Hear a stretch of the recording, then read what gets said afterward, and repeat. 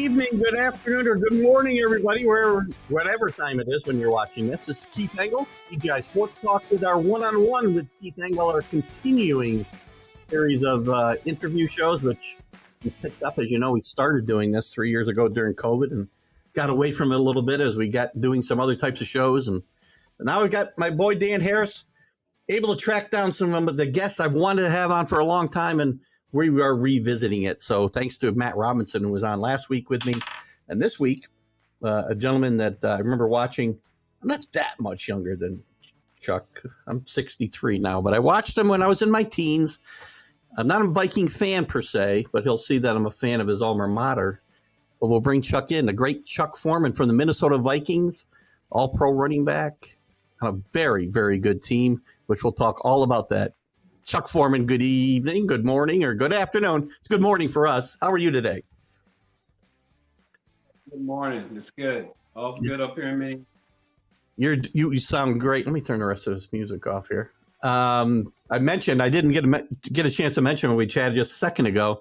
I made sure, and this is a little bit in my son went to Miami University at his undergrad, and I know you're an alumnus, and we're kind of mourning their loss in the Final Four last night. So I thought I'd wear the shirt one more time in your honor today. I appreciate it. Yeah, they didn't play one of their better games, but they still hung in there. Made some history, though, so that's a good thing. And yeah, a lot of great young men there. They played hard, and it's unfortunate that they lost, but they made some great strides in that program. They have been over the years since. Did they have Jim Larranger? Larranger is a great coach. He's done a great job with that program, and they did play hard. I mean, they could have got beat by a lot worse than 13 last night. UConn was playing really good basketball. So just off last night.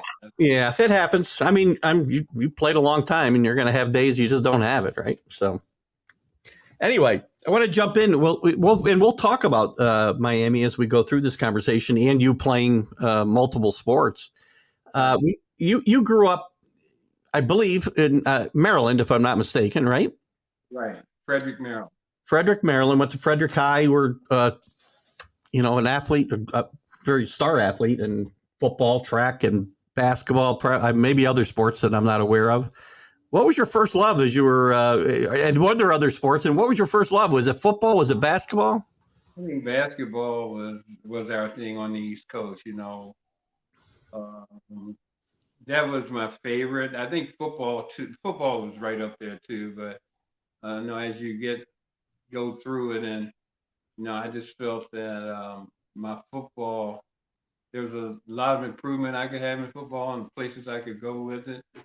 And I really enjoyed the camaraderie of my teammates, and fortunately we had a lot of great athletes in my area, and football just kind of grew on me, and that's the choice I made. Yeah. As you were, I mean, at what point, as you were a kid and starting to play football and basketball, because we'll talk about some of maybe your offers you had to play basketball. When did you start to think I could be competitive on a high, Division I level in college and maybe further? Well, I don't know. I guess maybe, my junior year in high school. When I started seeing guys going off to college and playing football. Some of the guys I played against, some people I played with, and I, saw how I competed against those guys, and just watching on TV and watching players, watching some of these great players in college, and I'm like, I can do that. So I had coaches and all that too. So did you have some influences in high school in your your developing years that were big influences on you? Well, took a lot of guys from my hometown. I remember a guy named Gordon Smith. He was the first black athlete to go to a big time school. University of Cincinnati at the time was big basketball power. He was top recruit. He went up there and did a great job, played with the Boston Celtics until he got hurt.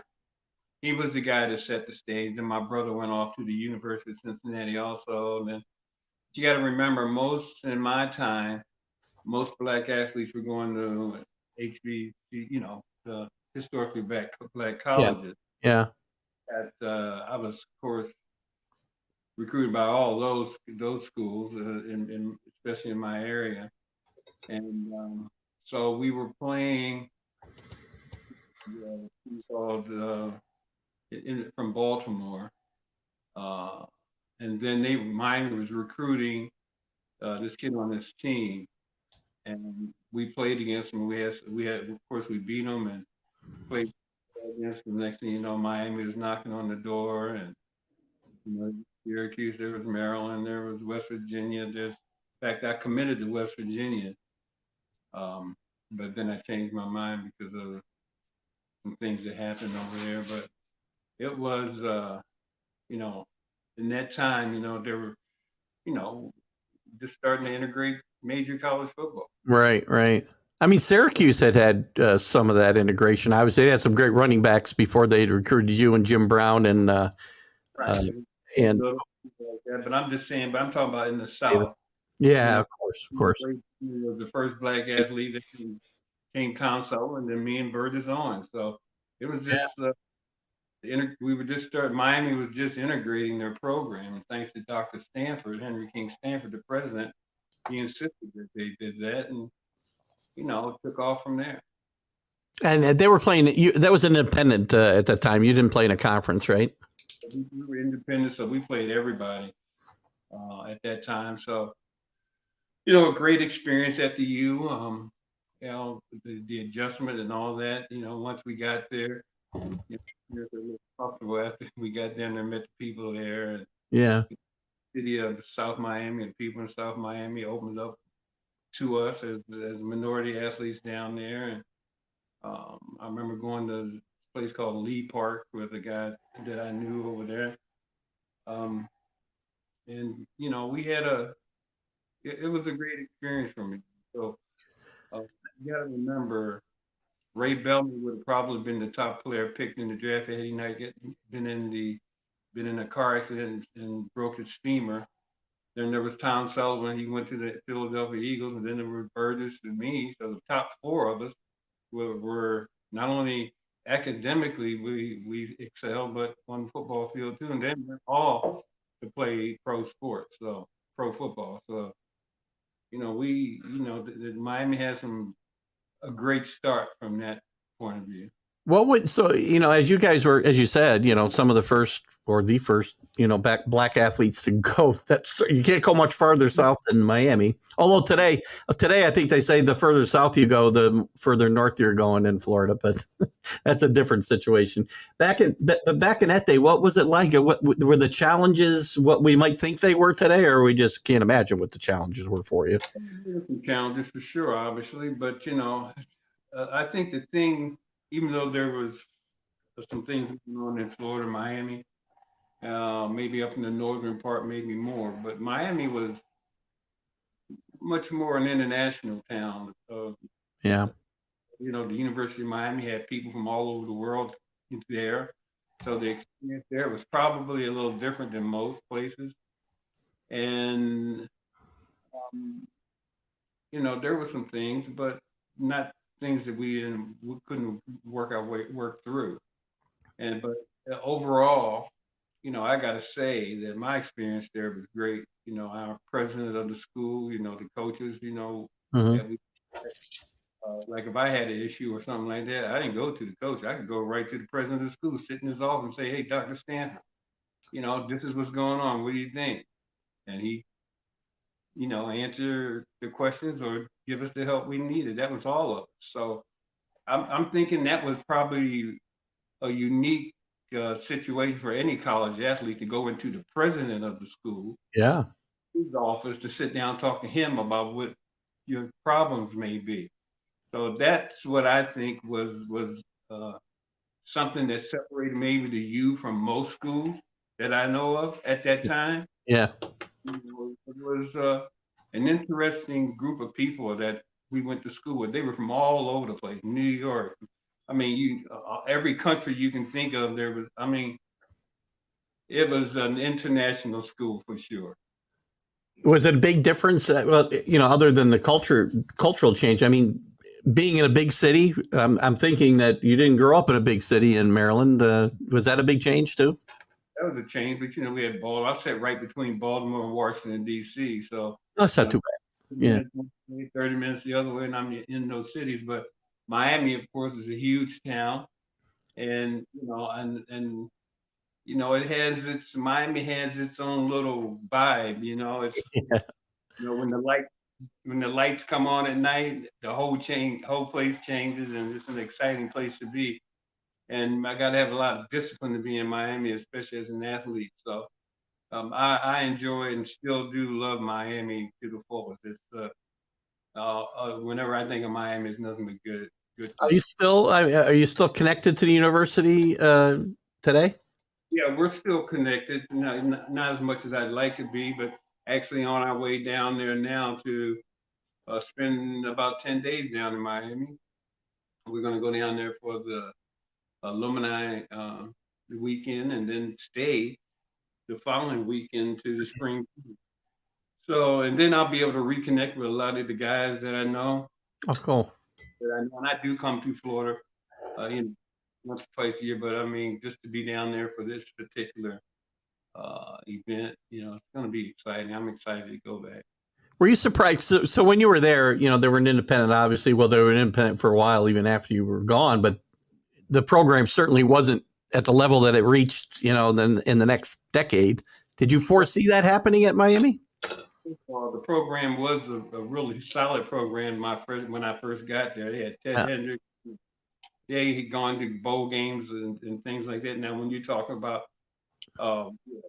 when I got there was kind of a lull there. Yeah. For some reason, I don't know, but we were still a really pretty good football team. Obviously, we had some great athletes there, but we didn't win like we were capable of. Let's put it like that. And that's my opinion. I think we have athletes on the team. Obviously, you get number 1, number 2, number 3 draft choices all through the roster. So that speaks for itself. But there was a little bit, and then all of a sudden when I think Howard Snellenberger came in and he started it off and got the program righted in the right direction, and it hasn't been looked back now. I think when you win, especially from what my perspective was when Miami was beating everybody really bad, and I think that, in my opinion, now I'm not saying this is what happened. I just thought, they threw a lot of junk our way to dismantle our program, and probably almost did. Yeah. And fighting our way back to get back to that place, but that allowed all these other schools to come into Miami and South Miami and take all our great athletes, the ones that would have been, Miami bound. And so that's happened over the years. But now I think, we've had some good coaches come in to get it back on track, and I think they got the right guy right now. That was my next question. Yeah. Mario football. I think I don't know him. I met him once, but I like everything I've seen him do. So. So you had talked about the fact that you felt the team could have been better. Is there anything you could put your finger on? And you had a lot of great athletes, but didn't, win more games.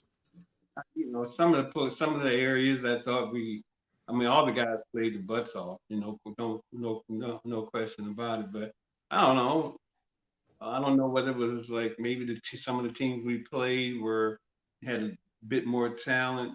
Mm-hmm. We were competitive. Then, of course, at that time, Florida State, Florida, they were the top teams in Miami when I was there. We beat them, Florida once. But, Florida football, whether you're in high school, college, very, very competitive. It used to be that the schools in Florida could keep all their Florida players, but now you look at any big time program, they got somebody big time from Florida. Well, that's hurt, as you said before. It's hurt Miami. It's hurt Florida. It's hurt Florida State. They aren't perennially as good as they were in the past, right? So there's a lot more competition for the recruits, and so and you got to have a great recruiter, a great program that's going to graduate you guys, but give them the opportunity to have some great experiences there. And I think Miami in itself is a town that provides that, and so I think for me anyway, from my perspective, I might be a little prejudiced because I think Miami, of all the schools in Florida, the top dog. Well, you should be prejudiced. I mean, you got to be true to your school, right, Chuck? I mean, The hurricane, always a hurricane. there you go. I mean, I came to it, through, I didn't go there, but, I have an allegiance, and my son did obviously play football, but we started watching, and there have been years it's been hard to watch too since those years, but still, you still stay true to them, and, don't jump around. There's been some painful years, no doubt about it, but, it happens to everybody for the most part. I'm going to say this, but the NIL has made a big difference. Well, sure it has. But there's some schools that have been having the NIL for 30, 40 years. Yeah. Yeah. So, we all know that, but I'm saying, I think Miami, from what I'm seeing, and I'm excited to see how the new coach where he's going to take them. I mean, I really am excited about that. I will get your opinion on the NIL a little bit, because you're right. Before I move on to your pro career and stuff, but stick with the NIL for a second. I mean, there was a lot of controversy at Miami on a basketball team this year, because when they brought in a pack from Kansas State, and I think he got $800,000, whatever it was. But Wong was only getting $100,000. And now you couple the NIL with the transfer portal, he's saying, I'm going to go somewhere else and get more money if you don't pay me more money. Are you okay with the leverage that the kids have now? I get it. There's two sides of this whole thing, right? And it's kind of iffy on either side. But I mean, they're going to have to put some things in play. Yeah. Once it comes to that point, because the contract's a contract, obviously, an NIL deal, I'm not all that familiar with it. I mean, other than the fact that, you were just telling me about an $800,000 deal. Well, that's a great deal. But what I'm saying to you, I don't have a problem with the NIL. I don't have a problem with the transfer portal. But there's going to have to be some limits. You can't go to one school one year and then turn around and say, oh, this guy's going to give me a $200,000 more if I come to that school. Exactly. That's not going to, you can't have that type of thing happen. And so I think see, coaches come and they might sign the contract, they can take off and leave the people they recruit. So, Yeah, it goes both ways. Yeah. You know what I'm saying? So now it goes both ways. Yeah. So now you have to treat that player the right way. Otherwise, he'll leave you. But what I am saying too, other than that part, with this NIL deal and everything like that, the fact that they're giving these kids this money is one thing.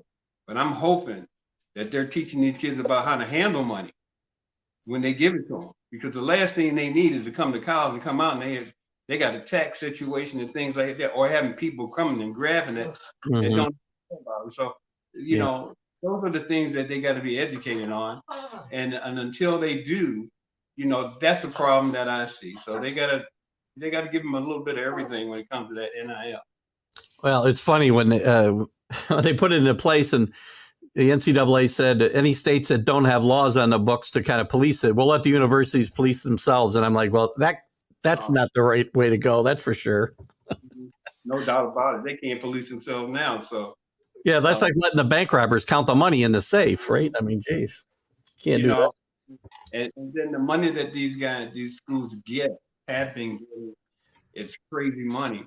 And so it's good that the players are benefiting from it. But I'm just saying, we got to make sure that these young people understand the value of the money. Yeah. And what they need to do to protect themselves when they have it. And that's the concern that I have more than anything. It sounds good, it looks good, and I'm happy for all these guys. But I mean, now the leeches are coming. Yeah. Now that really don't give a darn about you is going to come there and try to get some of it. They got to be able to identify that.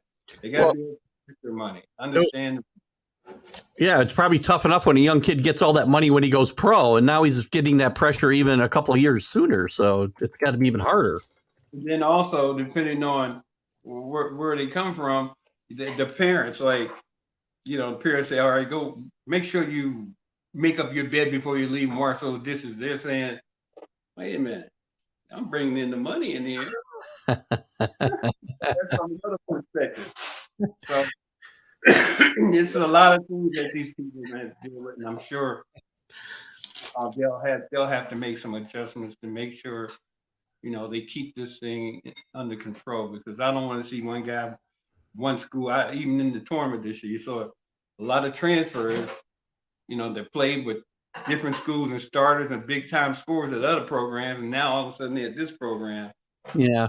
Well, they got some things to clean up, no doubt. Yeah, they're basically free agents every year, right? I mean, yeah. Yeah, I mean I'm sure you would like to have had some of those advantages back in the day. I would have liked to have that. Absolutely. Back to you again. Similar question to what I asked before. So you're at Miami, and as you're matriculating through there, are you pretty sure? Because you talked about the talent you saw around you there. Were you certain you were going to be an NFL player? And did you think it was high? To be quite honest with you, I wasn't even thinking in those terms. No. When I was at the U, probably until my senior year. I mean, I knew about college guys going there, and then you watch film, you see guys play, and fortunately for me, I got to play in like 3 or 4 All-Star games. Yeah. And saw firsthand who the competition was, and then there were several times when we had all these guys that were all Americans, all everything. And then when we got to practice, and I got to go on the practice field with them and practice with them, and I'm like, this guy's not as good as they say he is. Uh-huh. He was. Most of these guys are. I mean, they're talented, but they're never as good as the flipping. And so when I got there, and I'm like, wow. I remember Wally Chambers was one of my good friends. He was from Eastern Kentucky. He passed away, but I remember he was my roommate on many of these things. We'd sit down there and say, wow, this guy's first team All-American. I'm not saying they didn't have talent, but what we were saying is, but they couldn't play with us. Yeah. And I'm like, okay. So that was the first indication that I had that I could compete with any of those guys after the first practices. And I saw these guys and saw what they could do, what they couldn't do, and knew what I could do. And then that gave me, I said, okay, I can play with these guys. Do you think those All-Star games and playing in those games improved your stock with the? Because like you said at the time, University of Miami, of course, it was known we had Ted Hendricks, a lot of those guys come out, Tony Klein, and guys that played at the John Acuff. I remember him; he was a running back. But Bobby Best, I can keep going down. Yeah, but I'm just saying. But those All-Star games did give us an opportunity to compete with the best players. Whether it was the coaches All-American game, the North-South game, Senior Bowl, all those. And we got an opportunity to showcase our talent. Burgess and I ended up being draft choice. I'm 12 and 13. Where did Redskins? Excuse me? Where did Burgess get picked? The Redskins? New York Jets. Jets. Right. He wasn't, the Redskins at that time. He only wanted guys that were like 40 years old. He didn't want draft rookies. George Allen. So, as you said, you're the 12th pick in the draft with the Vikings. I mean, going from Miami to Minnesota is certainly another culture change, I'm sure. And you're going to a very veteran team for the most part. So as a young guy, and you really played really well out of the gate. What was it like with your transition to Minnesota, to Bud Grant, the great Bud Grant, who just passed away here just a few weeks back, right? Tremendously underrated coach in my mind in the NFL. He was certainly a special coach. I think and I did come to a veteran team, a team that was very mature, very disciplined team, professional team. And I say that, and what I mean is this. I mean, everybody's a pro when you get to our level, but not everybody's a professional. And a professional is a guy that knows how to come to work, knows how to get himself prepared for work, work, does all the things he needs to do to be the best that he can be. Well, Bud Grant was a guy that showed me anyway what it was to be a true professional. And I think all the guys that I played with had those characteristics, because he didn't have guys on his team that were not guys of character or hard workers, or guys that knew what they had to do to be all they could be. Mm-hmm. And so I having that there with me gave me a heads up on most of the guys, and that's why I was able to come in and just start off doing really well. Well, you did start out very well in a team. Let's see, I'm trying to remember the year you went to the Super Bowl your rookie year. You went 3 out of 4 years. I know. The Vikings went a total of 4. I went to 3. Yeah. So, played in 3, and, unfortunately, we played our worst games in everyone that I played, but also seemed like everyone we played in, we changed our complete offense, and that kind of made us all uncomfortable. But they haven't been back since. So, you got to have not only, you can have great talent, but if you don't have a great team, it doesn't make a difference. Yeah. I mean, those were great teams. I mean, people will, same thing happened to the Bills, then Denver for a while, ridiculed for getting a Super Bowl and losing, but getting to that many Super Bowls in a very short period of time, it is an accomplishment in itself. You're not losers. I hate that depiction of people. No doubt about it. It's like, well, if you go there and you lose, it's like you never been there. Because they don't talk about you. But let me tell you something. Getting there is very hard to do. Yeah. That you have to make and all the things that you need to have in place to, get to that game. And now it's the biggest game in the world. And it's proven every year that you can have talent, but it's a little bit more than talent to get you to that level of play. Yeah. You got consistency. You got to have guys that are totally committed. You got to have guys that are dialed into your system. Guys that don't make stupid, crazy mistakes. All those little things that Bud Grant used to tell us about is a part of winning. And you look at New England. I still say New England has some great players, but there's a whole bunch of teams that had greater players. Yeah. Bill Belichick, like Bud Grant, Bud Grant's a lot like that, has discipline. I remember they had one guy on there, running back. He had, I don't know, I think he had close to 200 yards one game. He was late to practice on the following Monday. He was cut. See, he was setting the standard. Hey, look, you can have a great game, but you can be replaced. In fact, in our locker room on the way out, there was a sign up there that says, "You can be replaced." Just a constant reminder, right? But that's back in the day where you had nowhere else to go because there was no free agency. All right. And the ownership had control of everything you did. So, well, you didn't have guaranteed contracts and everything either, right? You play for your job every year. There's still no guaranteed contracts for the most part, except for one, and I'm sure they regret giving that one up. But when in the NFL back when I played, you had to plan on what you were going to do. Make sure you had a plan to do what you're going to do after the game, because you might have been able to save some money. Yeah. But it wasn't any money you could retire on. Yeah, for sure. Yeah. Back to Bud Grant for a second. I mean, so the person that we saw, on TV watching him, and you compared him to Belichick a little bit. I mean, was he a different person? Did you have a different type of relationship with Bud Grant outside of, or maybe after you retired? My relationship with Bud was always player coach. Like I said, when I got there, most of the guys had already had 9, 10 years in the league. So yeah. Like I was hanging out with those guys. But Jim Marshall was, the kind of the leader, one of them. Yeah. And of course, we'd have like get-togethers at his house after a game or something, like Paul Krause come to his place. But it was like that. So, but with Bud, I understood what he wanted from me. I did what was expected of me, and I did what I expected from myself. He was always respectful.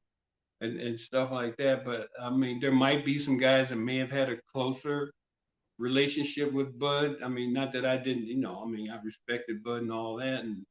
But some guys on the team, like the older guys, maybe Jim Marshall, Carl, all those guys, Mick Tingelhoff, they spent a lot of time with Bud and had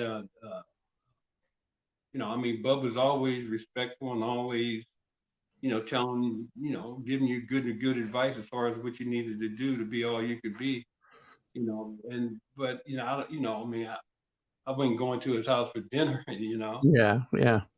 Yeah, but and I don't know how many people, he's the coach and you're the player, so. But there's a tremendous respect for Bud Grant, no doubt. I interviewed one of your former teammates a year or so ago. Ed White he's a great interview. He's a great guy, Ed White, and I know he's going through some stuff now, but he seemed pretty good, at least when I talked to him. And he spoke highly of pretty much the entire team, Bud Grant especially. But he was very disappointed that team never got over the top, obviously. And when they got rid of Ed White, that broke my heart. Yeah, that's the one thing that they did. I mean, I actually cried that day, because I knew was the guys that all the guys we had in play offensively. He was the guy he stirred the drink. He was, for me, I don't know. It took me a long time to get over that one because I couldn't understand how we could get rid of our best offensive lineman. Yeah, I don't think he understood it either, but $2,000. I mean, yeah, come on. Yeah. But and that backfired on us too. Because I think that at that point, that's when we started. Of course, we were getting older too, but I think that's when we started, offensively going. We weren't performing up to the standard. Who were the guys on the team that you really looked up to? I mean, you mentioned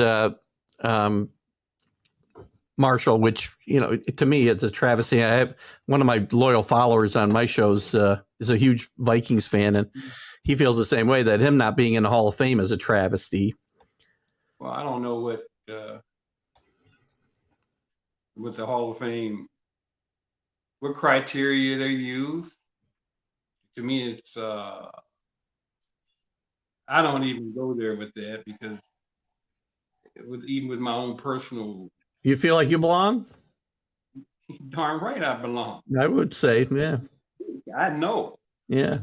I don't have to think that. You just throw the film on. You can see for yourself. I agree. I've seen it.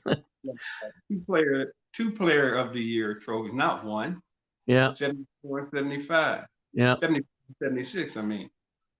Two of them. I mean, all pro. I mean, what more you want to do? I missed the Triple Crown by 6 measly yards because I had to miss like almost half a game in Buffalo. That would have been the first time anybody's ever done that. Yeah. But I don't want to keep. I'm not toting my horn here. Well, that's okay to do. That's okay to do. People ask me all the time, and then when people send me all this information about the guys that are in, and then I'm not, and my stats are like so much better than these guys, and my accomplishments are so much better, but I'm not in. So, and then when I look at that, and I'm like, wow, there's something wrong with that picture. So I certainly don't lose any sleep over it, that's for sure. All you got to do is throw on the tape or whatever they use now. Yeah, well, I've always said the Hall of Fame too. Any Hall of Fame, it's very subjective the way they choose people. I mean, do you have any sense, Chuck, of why you have not been? I have no clue whatsoever. I mean, I think I don't know. I think your team needs to push you too.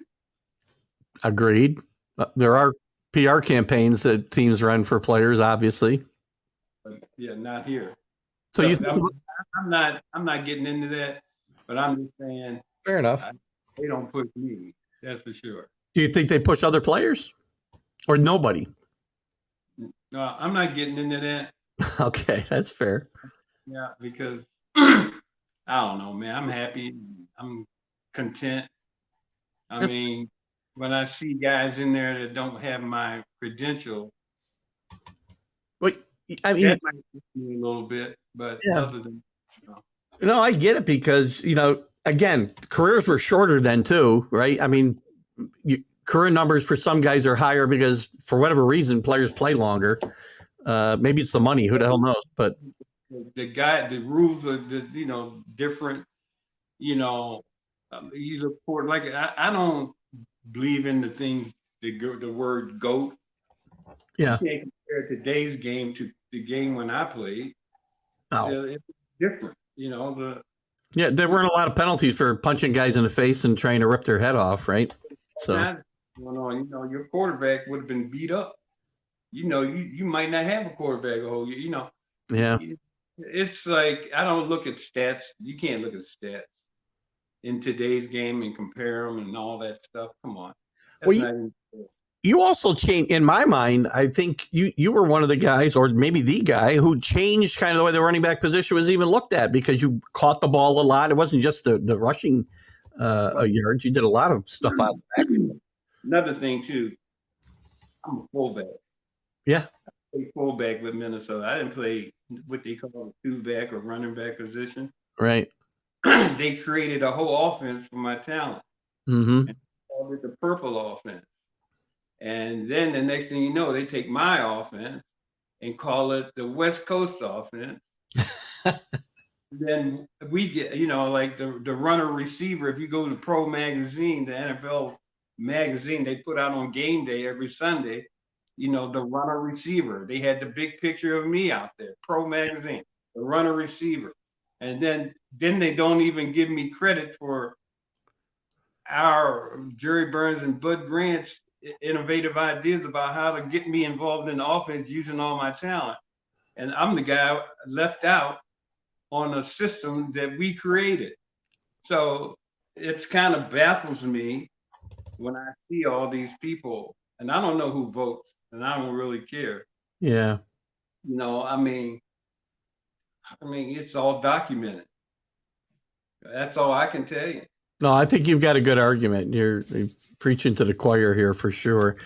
You mentioned Jerry Burns and those appearances in the Super Bowl. I mean, that lost to some pretty good teams. I mean, you lost to the Dolphins, you lost to the Steelers, you lost to the Raiders. You had mentioned, though, I mean, did you feel like you should have beaten all of those teams? I'm guessing you do. You mentioned the change in offense. What was it? What was there was only one team that we played in the Super Bowl that I thought was better, and that was the Miami Dolphins.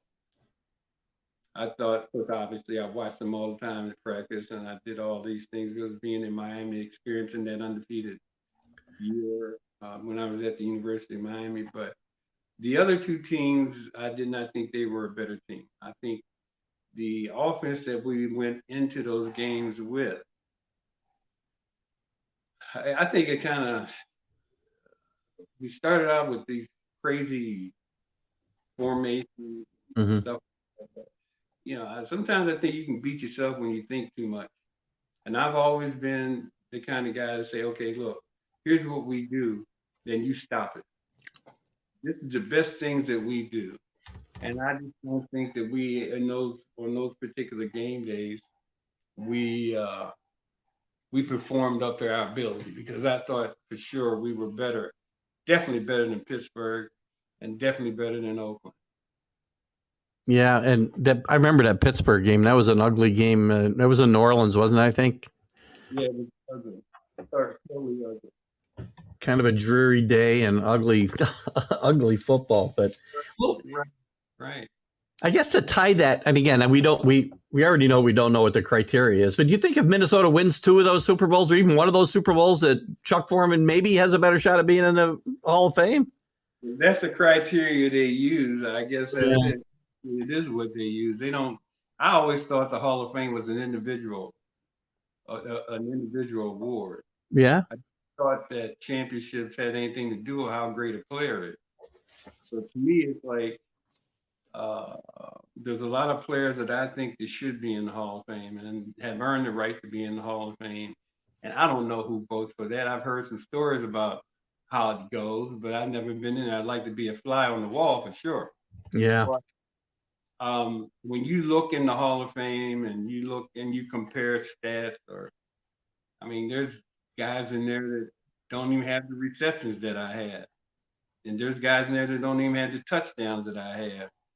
And they deserve to be in there. I'm not saying they don't, but I'm just saying there's something wrong with that picture.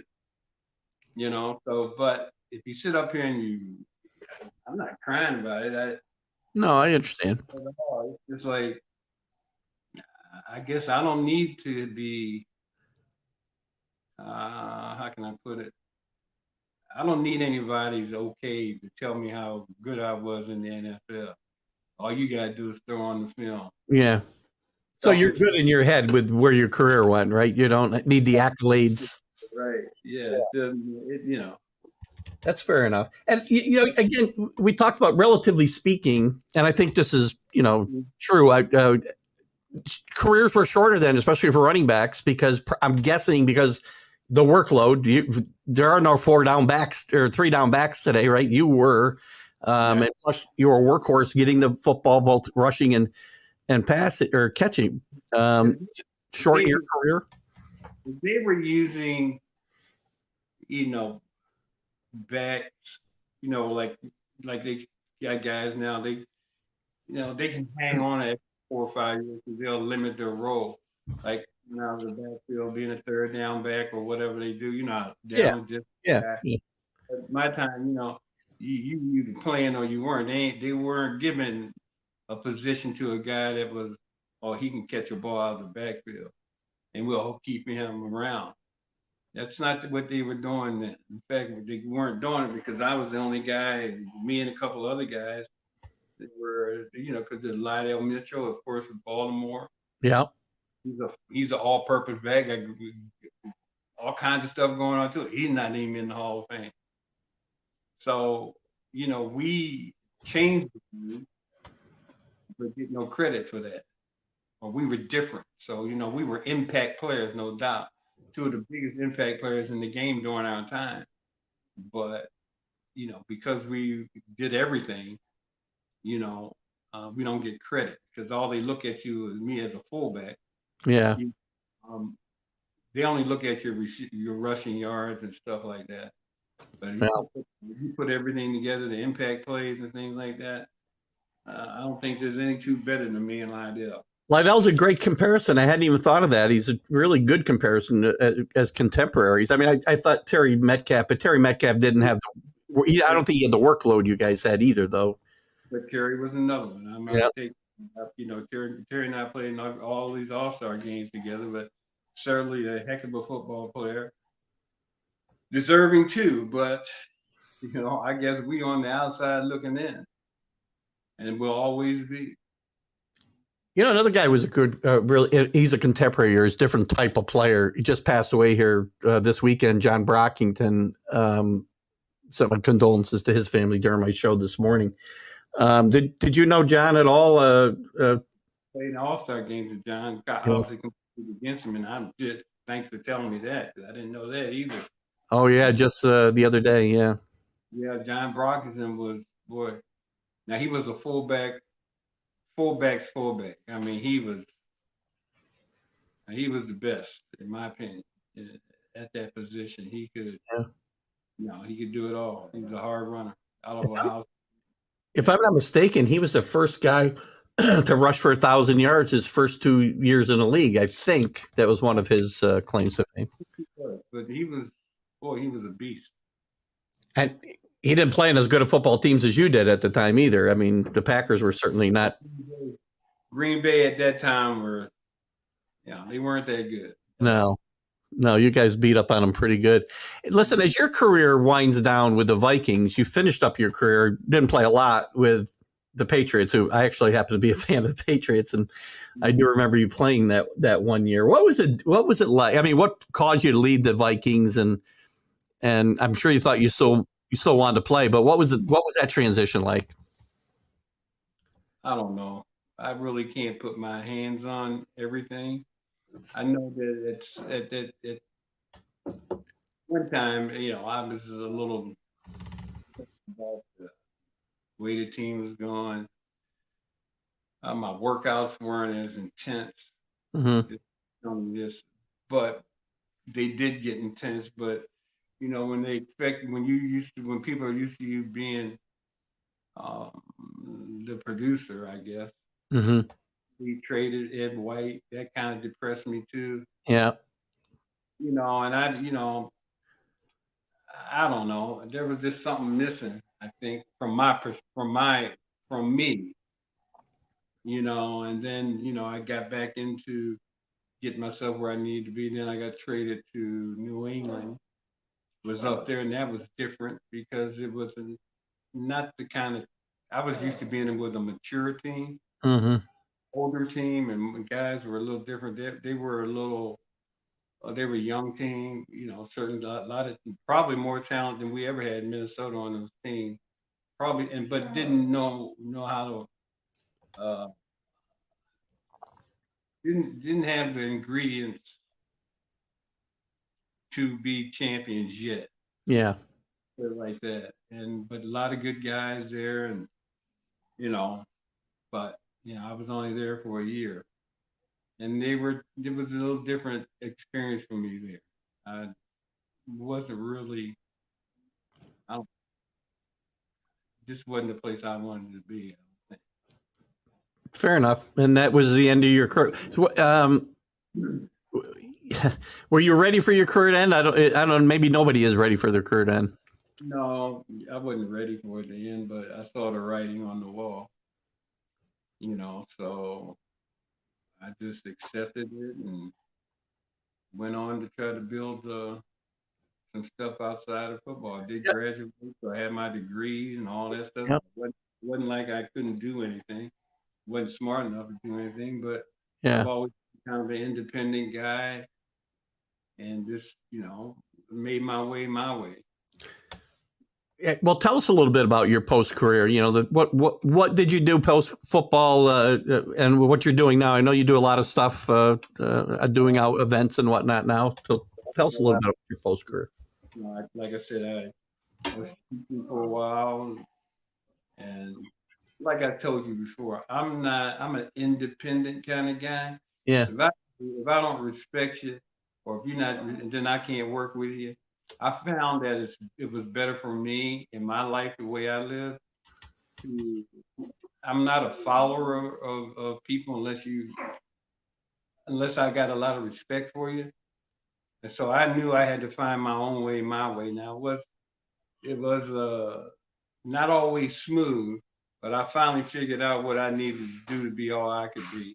Yeah. And that, find my way, my way. And so experienced some different things, and then finally found ways to, not only make a living, but to be comfortable and be happy. And that's the main thing.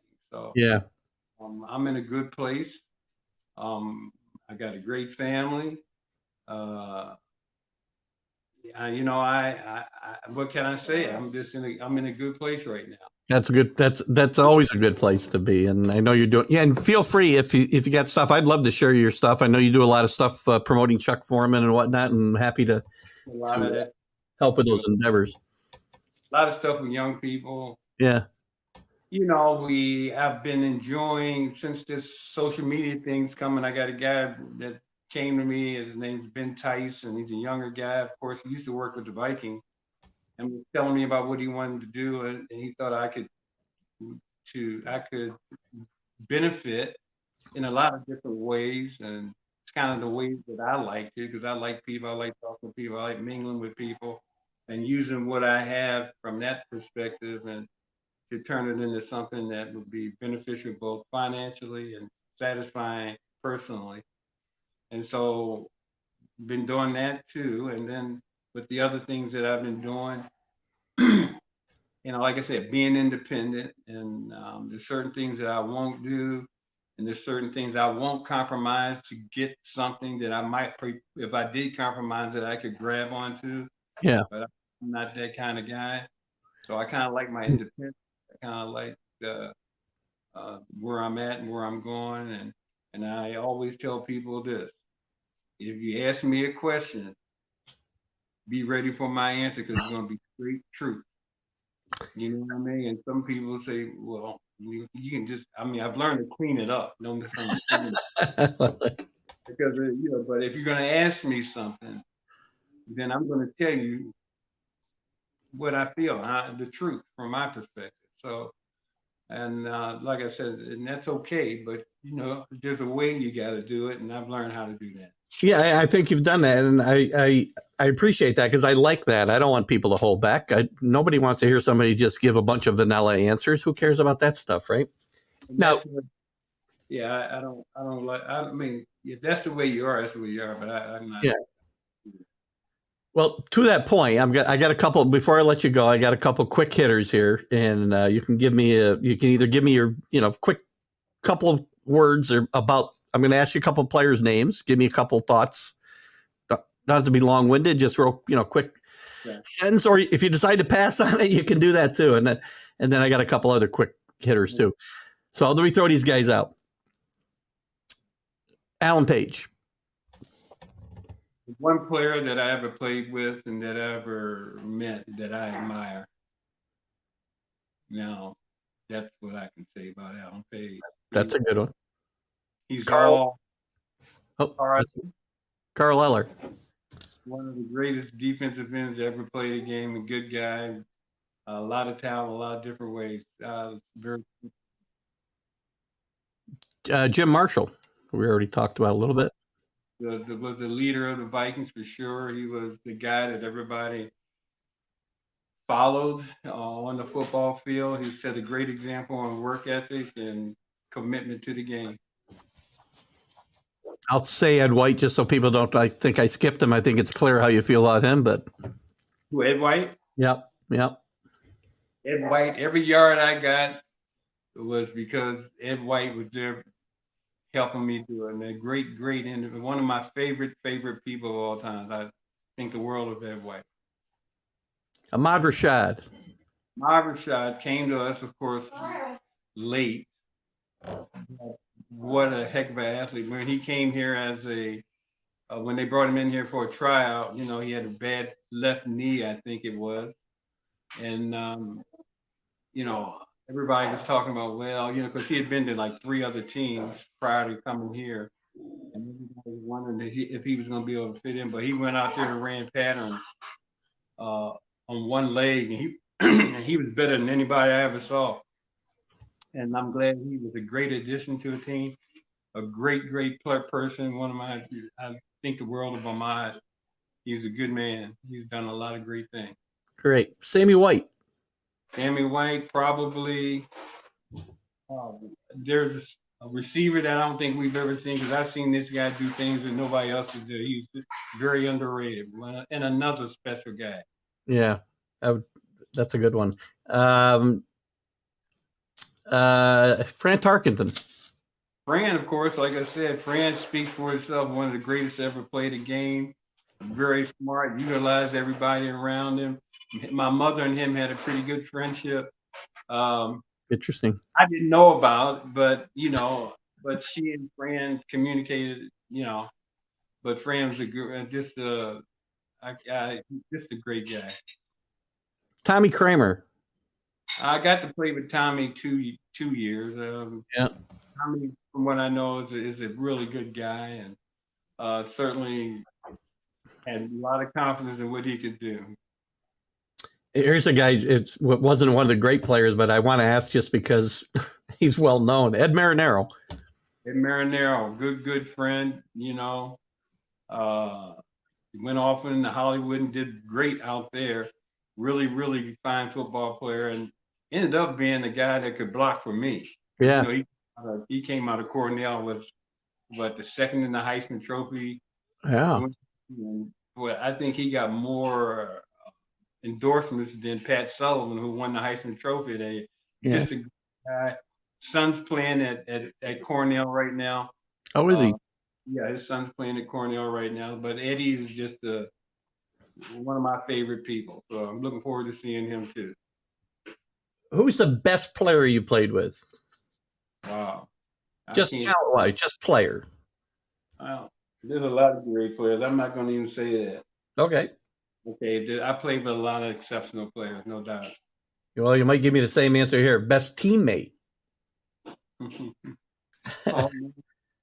I can't just pick out one guy. We had like I said, I was a guy that just fit in to a great team. So I think Bud put together a lot of guys with a lot of good character that set great examples. So I can say all my teammates are really good people. That's fair enough. That's a good answer. Who got the, and maybe this might be tough for you too. I don't know. It might be easier though. Who got the most out of the least amount of talent? Who was the guy who, you didn't expect to do as well as he did because he didn't have the natural gifts? Wow. I can't really say one guy, that's kind of tough to say, but, Steve Boyd, I would think. It's a good one. Everywhere you looked on a big play, Stu was a major part of it. And, he wasn't the biggest tight end. He wasn't the tallest, but he certainly was the toughest and the smartest guy you ever played with. And he got it done every play. That's a good one.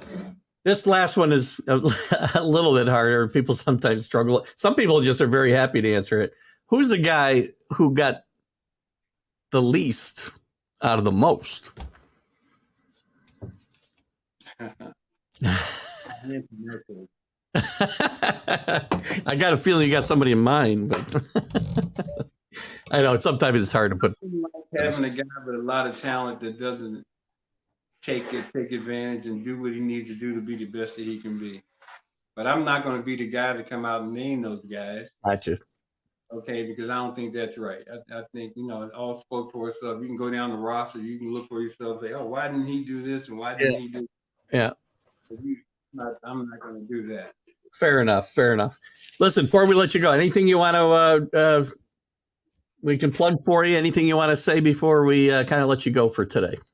I just appreciate you having me on and give me an opportunity to talk to you about my NFL career, the Hall of Fame, my Hurricanes, of course, which I think are going to go on and be a great team here in the next year or two.